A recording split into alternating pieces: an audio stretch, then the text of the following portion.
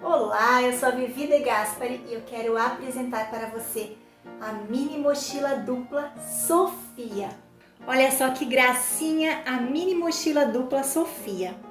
Ela é uma mochila pequena que pode ser usada tanto por adultos como por crianças.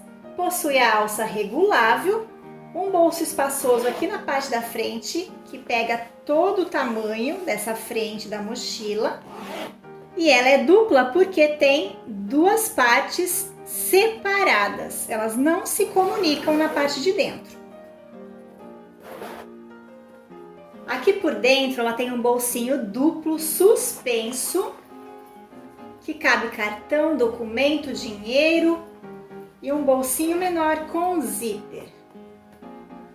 Nesta aula você vai aprender detalhadamente a confeccionar essa mini mochila com essa técnica de divisória por dentro, porém na parte de fora ela é um único fole.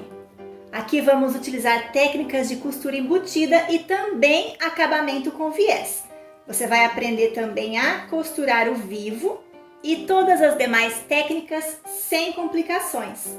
Você pode fazer sua mini mochila tanto em tecido como em sintético. Espero você nessa aula!